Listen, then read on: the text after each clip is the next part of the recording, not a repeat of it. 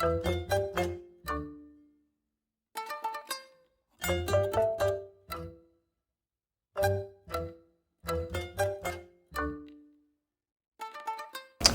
suis ingénieur commercial de formation.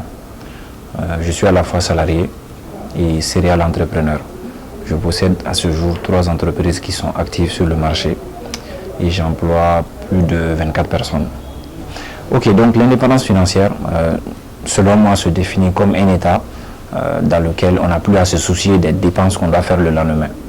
Voilà, ça c'est la définition la plus rapide que je peux donner sur le sujet. Ok, bon, je dirais que tout le monde peut devenir libre financièrement. En fait, la richesse n'est pas liée à la culture, à la famille, à l'ethnie, ni à la religion. Elle est liée à l'état d'esprit. Pour avoir de l'argent, on n'utilise pas la force, on utilise l'esprit. Donc, pour juste finir de répondre à ta question, toute personne qui veut devenir libre financièrement peut le devenir si elle a un bon plan et qu'elle se donne les moyens de l'atteindre. En fait, à la base, si vous regardez même les plus riches aujourd'hui, ce sont ceux qui sont partis de zéro. Parce que quand vous naissez dans une famille très pauvre, vous avez une détermination qui n'a pas de nom. Parce que vous savez que la seule solution pour vous de réussir, sinon de sortir de la pauvreté, c'est de vous battre. Mais quand vous naissez dans une famille riche, qu'est-ce qui se passe? Vous avez déjà beaucoup de désavantages parce que dans la tête, vous n'êtes pas prêt mentalement à vous battre. Parce que vous vous dites, papa a fait ci, maman a fait ça. Donc déjà, même sur un même plan de bataille, celui qui est né dans une famille pauvre est plus favorisé que celui qui est né dans une famille riche. Et c'est pour ça que vous verrez aujourd'hui la majorité des personnes qui sont riches, pas qu'au Mali, mais dans le monde, ce sont des gens qui sont souvent des orphelins, des gens qui ont été maltraités dans l'enfance. C'est de cette énergie de désespoir qu'ils se servent pour devenir des personnes dont la richesse ne peut même pas être calculée. Ok, déjà, ce qu'il faut savoir, c'est que le salariat aussi n'est pas mal en soi. On peut devenir libre financièrement à travers le salariat aussi.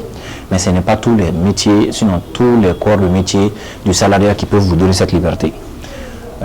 Aujourd'hui, un salarié qui veut devenir, sinon qui veut augmenter son flux de richesse, c'est très simple. Il suffit juste d'entreprendre un projet à côté que tu peux faire en même temps que ton travail actuel. Aujourd'hui, nous vivons dans un pays qui est le Mali où tout est à refaire. Au Mali, vous ne prendrez pas un domaine aujourd'hui en vous disant que non, ce domaine-là, il est saturé. Tous ceux qui sont dedans, ils font de la qualité. Non, ça n'existe pas. Donc ça fait qu'il suffit juste de cibler un endroit, un projet où les gens ont des besoins, vous apportez une solution et c'est fini, c'est l'argent qui va vous localiser. Voilà. Aujourd'hui, moi, le projet parmi les 3 entreprises que j'ai, le projet que je chéris le plus, c'est la société de ramassage d'ordures. Aujourd'hui, les ordures, quand on dit comme ça, les gens pensent que c'est quelque chose de dégueulasse, c'est quelque chose qui salit, mais l'argent qu'il y a derrière, c'est vraiment des ordures, en fait. Ok, les plans sont très simples, en fait. Déjà, il faut commencer par faire des économies. Quand on est salarié, l'avantage, c'est que chaque fin du mois, on a une rentrée d'argent. Quel que soit le montant de cette rentrée d'argent, à un moment donné, il faut penser à économiser ne serait-ce qu'une petite partie. Je ne vais pas donner de pourcentage parce que les revenus ne sont pas pareils. Donc, on économise jusqu'à ce qu'on trouve une idée de projet. Maintenant, pour trouver une idée de projet, c'est très simple. Il suffit juste de regarder dans son environnement, dans son entourage. Même avec nos amis au grain, il y a des idées de projets qui sont là. Je donne un exemple au grain. Chaque soir, quand on va s'asseoir au grain pour discuter, qu'est-ce qu'on consomme? Le thé. Qu'est-ce que les gens fument? La cigarette, la boisson, la viande. Ce sont des trucs, en fait, une fois que vous commencez à investir dans cette activité, vos amis vont acheter et vous allez générer de la marge. Vous allez passer d'un grain qui est le vôtre, vous allez aller aux autres grains qui sont dans la rue. Progressivement, tout le quartier va consommer vos produits. Donc, pour devenir autonome financièrement, il faut déjà cibler un besoin qui existe. C'est-à-dire quelque chose qui manque aux gens. Voilà. Et c'est à cette chose, toi, tu dois apporter une solution. C'est la solution là qui te donne de l'argent. C'est-à-dire de l'argent à un moment donné où tu vas te chercher. Mais tout part à partir du financement. Parce qu'aujourd'hui, je rencontre beaucoup d'entrepreneurs, sinon beaucoup de salariés qui me disent qu'ils veulent entreprendre, mais malheureusement qu'ils n'ont pas de fonds. Ils ont du fonds, sinon ils ont des fonds, mais le montant qu'ils ont à leur disposition, dans leur tête, ça ne peut pas faire leur projet. Parce qu'ils ont la folie des grandeurs en fait. Aujourd'hui, les salariés, quand ils parlent d'entrepreneuriat, ils ne veulent pas commencer doucement. Ils veulent juste se lever un jour et avoir le même nom que Warren Buffett, que Baramousso. C'est pas comme ça que ça marche. Si tu as 50 000 francs, commence avec 50 000 francs. Et d'ailleurs, c'est ce qui est conseillé, parce qu'avec le temps, même si tu perds tes 50 000, tu as eu l'expérience, tu pourras réinvestir. Mais si toi, toutes tes économies ne sont que de 2 millions, tu investis le tout, tu n'as pas d'expertise, tu n'as pas de clients, tu ne maîtrises même pas ton produit, mais en fin de compte, c'est pour aller taper le mur. Ok, bon, vous savez, pour ceux qui ont de la peur, malheureusement, la peur, elle est personnelle en fait. Personne ne peut enlever la peur dans la vie de notre personne. Tout ce qu'on peut faire, c'est lui donner des conseils. Mais moi, ce que je voudrais juste dire à ces gens-là, c'est que tout ce que vous voulez avoir dans votre vie se trouve juste derrière votre peur. Écartez la peur et essayez de voir. Parce que la peur, elle est normale. Pourquoi? Parce que nous vivons dans un environnement où on nous a toujours fait croire que la vie, c'était trouver du travail, prendre son salaire, se marier, avoir des enfants et se taire. Alors qu'au-delà de ça, il y a beaucoup d'autres choses, les charges. On se comprend? Donc, si toi, tu n'as pas conscience, sinon, si les charges ne t'ont pas assez étouffé pour que tu penses à faire quelque chose d'autre pour pouvoir t'épanouir, mais tu vas mourir esclave. Thomas Sankara l'a dit. C'est-à-dire un esclave qui n'est pas capable de faire une rétrospection sur sa vie, ne mérite même pas qu'on s'apitoie sur son sort. Donc, à ce niveau, je dirais simplement aux gens, je ne dirais pas de ne pas avoir peur. Même moi qui prends d'énormes risques, souvent j'ai peur. Mais j'essaie de ne pas me laisser emporter par la peur. Parce que la peur, elle est normale. Pourquoi on a peur? Parce qu'on va faire quelque chose de nouveau. La nouveauté fait toujours peur. Parce que tu ne sais pas ce qu'il y a dedans. Mais c'est également dans la nouveauté qu'on aura ce qu'on n'a jamais eu. Donc que les gens se fassent confiance, qu'ils se donnent plus de moyens, mais qu'ils osent. Tout réside dans l'audacité. Ne croyez pas que ceux qui ont aujourd'hui des milliards n'ont pas peur. Non. Même ceux qui ont des milliards, sinon des billions, ils ont des moments d'incertitude. C'est la vie. Mais ça ne les empêche pas de faire ce qu'ils doivent faire. Si ça réussit, alhamdoulilah, mais si ça ne réussit pas aussi, ce n'est pas grave. Vous aurez essayé. Je vous donne juste un dernier exemple. Aujourd'hui, si vous regardez dans les familles, les papas et les mamans qui sont très souvent fonctionnaires, quand ils reviennent du travail, ils sont très aigris. Les gens ne comprennent pas, ils disent que non, peut-être elle a eu une mauvaise journée, ou il a eu... Non, ça n'a rien à voir avec sa journée. C'est sa vie même qui est mauvaise. Parce que la personne se rend compte chaque jour qu'elle devait prendre des risques dans le passé pour avoir des choses. Elle n'a pas voulu le faire. Et c'est les conséquences qui la rattrapent. Parce que dans la vie d'un être humain, il y a des moments où il faut prendre des risques. Il y a des moments où il faut agir. Si toi tu rates ces étapes-là, tu ne feras que constater la vie des autres. Et c'est ce qui se passe aujourd'hui avec les parents. Et aujourd'hui, beaucoup de jeunes vont vers ce chemin-là. Ils voient, je ne suis pas devin, mais moi, à travers juste l'attitude de quelqu'un, je peux te dire dans 10 ans, dans 15 ans, toi tu seras où? C'est très simple en fait. En fait, l'environnement est favorable. Pourquoi l'environnement est favorable? Par exemple, aujourd'hui au Mali, vous pouvez entreprendre pendant 5 ans sans que les impôts vous localisent. Ça, c'est déjà un gros avantage. Dans un autre pays africain, dont je ne vais peut-être pas dire le nom, dès que vous entamez le projet, vous mettez juste la plaque devant votre magasin. Le lendemain, les impôts viennent. Donc, vous n'avez même pas commencé, on vous demande de payer des impôts. Mais au Mali, ce n'est pas le cas. Au Mali, vous pouvez évoluer dans l'informel jusqu'à ce que vous ayez les bases solides. Moi, j'ai évolué dans l'informel. J'ai fait 2 ans d'activité dans les déchets avant même d'aller me déclarer. Je faisais mon activité, ça ne dérangeait personne. Parce que nous vivons dans un pays où tout n'est pas encore au point. C'est-à-dire qu'il y a beaucoup de différences dans le système. Donc, pour quelqu'un qui veut entreprendre, si tu as de la volonté, de l'argent, tu peux évoluer le temps d'avoir des ressources. Maintenant, concernant les difficultés liées à l'entrepreneuriat, je pense que ce n'est pas que le Mali. Malheureusement, tous les pays sont touchés par ça. Ça fait partie du jeu en fait. Aujourd'hui, nous sommes salariés. On ignore certains risques que prennent nos employeurs, mais à côté des risques là, est-ce qu'on sait combien ils gagnent? C'est ce qu'il faut voir en fait. Nous, on se focalise seulement sur les risques, on ne se focalise pas sur la rentabilité, alors que les deux vont de pair. Je ne sais pas si on se comprend. Donc, juste pour dire que aujourd'hui, que ce soit les difficultés même du gouvernement, les difficultés du terrain, ça fait partie du jeu. Parce que la récompense est plus grande que tout ça. Aujourd'hui, quel que soit ce que les impôts peuvent te faire, si tu as une activité qui te donne 10 millions, même si tu dois donner 4 millions aux impôts, ça fait quoi? Ça fait quoi? Tu as tes 6 millions. En combien, il faudra avoir combien d'années d'expérience dans un boulot de salarié pour avoir 6 millions de salaire? Même certains DG n'ont pas 6 millions. Mais toi, tu peux avoir ça. Donc, c'est déjà se faire confiance, vraiment repérer les opportunités, parce que c'est de ça qu'il s'agit. Aujourd'hui, on a tendance à se focaliser sur de faux problèmes en disant que non, au Mali, tous les domaines sont saturés, les impôts, non. Tu peux faire 5 ans, personne ne va te dire comment tu t'appelles. Donc ça, c'est un faux débat. Sortons de cela, lancez-vous, soyez petit au début, à un moment donné. L'activité même va vous montrer. Déjà, on va prendre les attitudes en fait. Aujourd'hui, malheureusement, notre jeunesse souffre de la mégalomanie. C'est-à-dire, nous avons une jeunesse qui voit tout en grand. C'est-à-dire, on ne veut rien voir petit. Limite, quand tu dis à un jeune, par exemple, que tu as une activité, comme je l'ai dit, de ramassage d'ordures, sans même te demander si tu as des camions ou si tu as des bennes casseuses, automatiquement, il s'imagine que tu es dans la charrette avec les lames. Ça, c'est un véritable problème. Nous avons un problème de mentalité. Il faut qu'à un moment donné, les gens puissent passer outre tout ce que les gens vont dire. Parce que dans cette vie, moi, aujourd'hui, je suis très jeune, mais j'ai compris que quoi que tu fasses, les gens vont parler. Que tu sois entrepreneur ou que tu sois salarié ou tu trouveras toujours quelqu'un qui va dire que tu n'aurais pas dû faire ce choix. Donc, à un moment donné, arrêtons d'écouter les gens. Faisons ce qu'on doit faire. L'objectif, c'est de devenir riche, pas de paraître riche. C'est ce que les jeunes doivent comprendre. C'est pour ça aujourd'hui, vous allez voir quelqu'un dans sa charrette, au milieu de ses ordures. Vous-même, vous allez lui donner 2000 francs. Mais ce que la personne a, toi, dans ton bureau, tu ne l'as pas. Ça, c'est déjà la liberté d'esprit. Ça, c'est le premier point. Maintenant, quand on parle maintenant des aptitudes, c'est clair qu'au-delà même de la mentalité, il faut avoir des compétences. Ce n'est pas parce que j'ai de l'argent que je peux devenir entrepreneur. Non, si tu fais ça, tu vas ramasser la terre. Il faut à un moment donné te former dans le domaine où tu vas aller. C'est-à-dire, par exemple, si toi, tu as choisi les ordures, tu dois comprendre quels sont les types d'ordures que tu peux trouver. Tu dois savoir comment est-ce qu'on achemine les ordures chez le client vers le dépôt. Tu dois savoir par quel moyen tu dois le faire. Mais si toi, tu n'as pas ces éléments-là, c'est l'échec. Et malheureusement, dans notre pays, nous avons un seuil de tolérance très très élevé contre l'échec. Actuellement au Mali, quand on échoue même une fois, cette chose-là, on l'enterre plus jamais en tant qu'être-humain. Parce que dans notre tête, on a échoué, donc on ne doit plus le faire. Alors que non, la réussite réside dans l'effort en fait. À force de persévérer, viendra un moment donné où on va retrouver la recette. Je ne sais pas si on se comprend.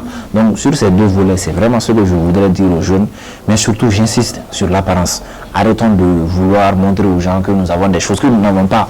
Ça ne nous créera que des problèmes. Parce que déjà, si toi, dans ta famille même, tu montres que tu as tout, alors que tu n'as rien, qu'est-ce qui va se passer? Ceux qui ont des problèmes, ils vont venir vers toi. Et quand ils viendront vers toi, ils vont te demander de l'argent. Si tu refuses, ça va te créer d'autres problèmes encore. Parce que tout ce qu'eux pourront faire pour te faire tomber, ils le feront.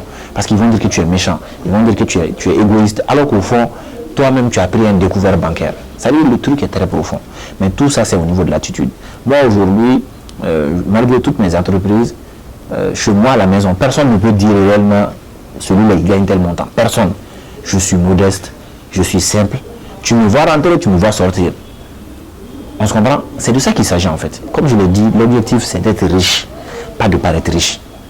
Dès que tu comprends ça, tu as tout compris. Ok, effectivement, on parle de ce domaine qui est de plus en plus en train de faire parler. J'ai des amis qui sont dedans, qui me disent qu'ils gagnent beaucoup d'argent, mais j'ai des amis aussi qui m'ont dit qu'ils ont perdu beaucoup d'argent. Moi, personnellement, je n'ai jamais voulu rentrer dedans. Parce que je me dis que c'est un domaine, pour le moment, dans lequel je ne veux pas m'aventurer. Donc, je pense que pour cette question, je ne pourrais pas dire autre chose que ce que je viens de dire. Mais pour ceux qui veulent rentrer dans le domaine, je leur conseille de se renseigner davantage avant de rentrer dedans. C'est-à-dire essayer de se rapprocher des professionnels du domaine, de ceux qui le pratiquent. De ne pas simplement écouter les formateurs qui vendent des formations dans ce sens. Parce qu'eux, ils cherchent leur argent. On se comprend? Il faut poser des questions aux gens qui l'ont déjà pratiqué. Comment ça se passe? Parce que dans toute chose, il y a une méthodologie. Maintenant, toi qui es un débutant, quand tu as l'argent, tu ne réfléchis pas. Parce que tu penses que l'argent résout tout. Alors que le manque d'information, si tu n'as pas d'argent, ça tue ton projet. Donc, il se renseigne au maximum, pas que dans les crypto-monnaies, dans tous les domaines où vous voulez rentrer. Renseignez-vous. C'est important. Ça vous permettra d'éviter certaines erreurs bêtes.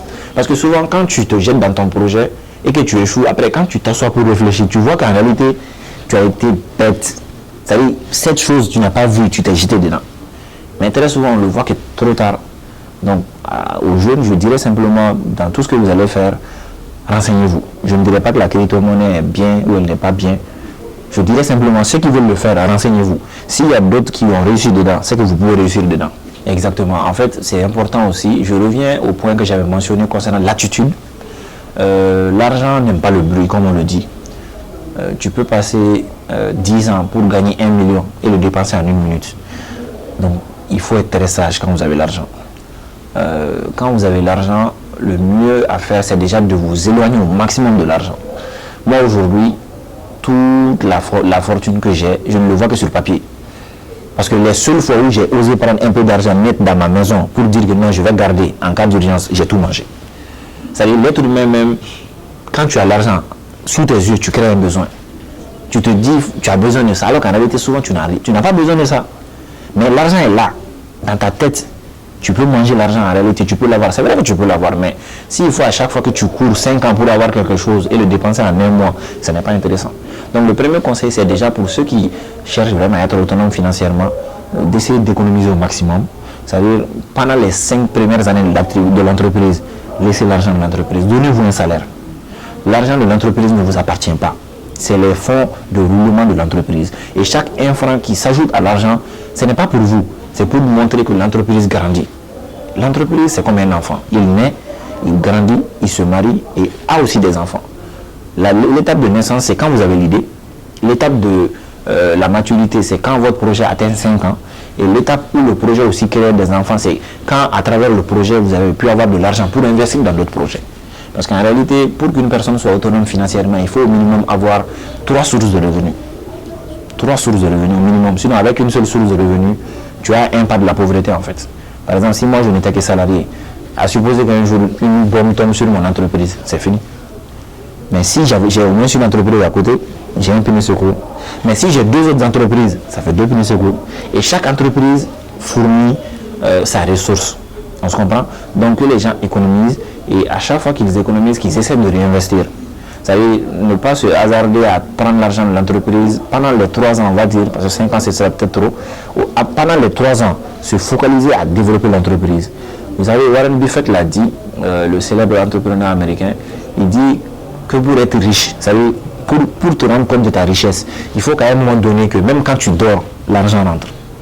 C'est quand tu atteins ce stade-là que tu peux t'estimer libre financièrement. Parce qu'à partir de ce stade, ça veut dire que la machine déjà tourne même sans toi. Aujourd'hui, il y a des gens qui ont des projets qui marchent très bien. Mais même s'ils tombent malades une journée, c'est fini. Il faut développer le projet dans ce sens, prendre des personnes de bonnes ressources, de bonne moralité surtout, qui pourront t'aider à faire aboutir ta vision. Donc, et au-delà de ça, comme je l'ai dit, quand on sent que vraiment on a assez de liquidité, réinvestir. Parce que l'investissement est très important. Regardez d'autres idées de projet, mettre un petit peu à côté et essayer de faire fructifier ça.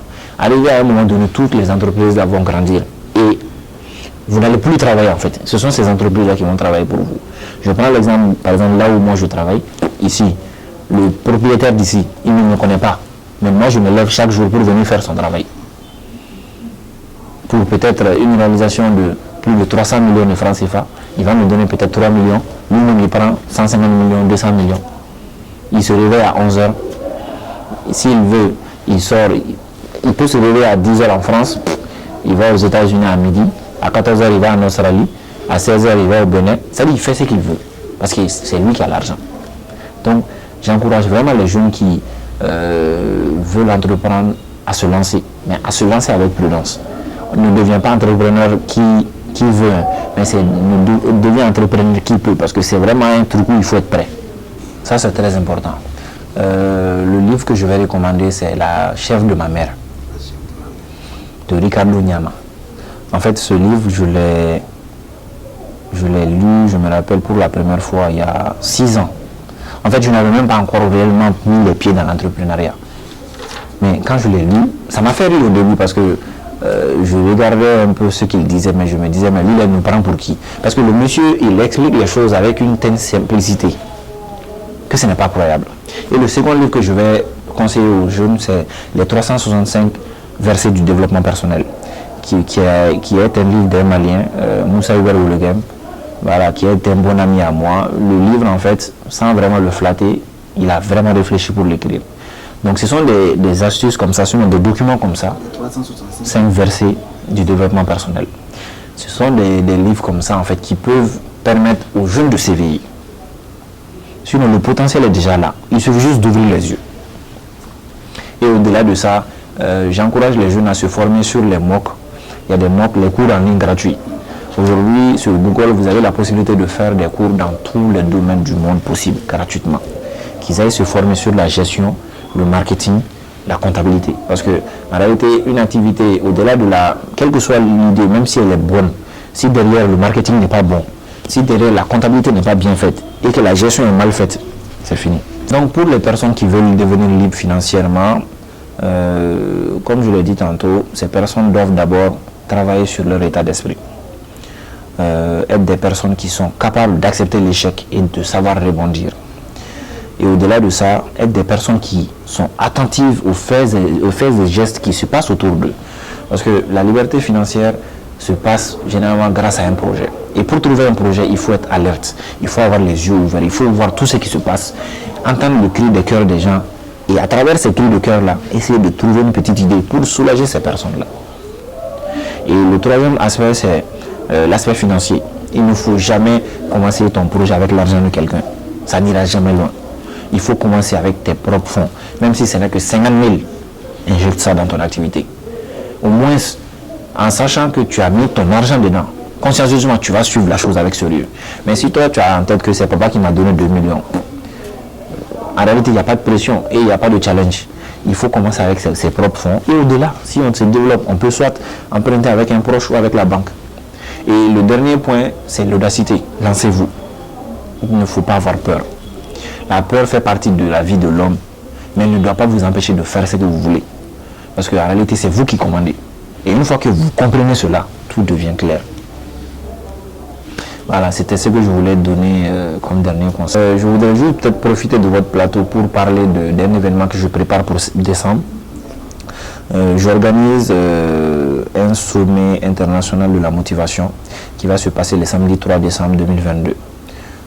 L'événement va se passer à Sotuba ACI.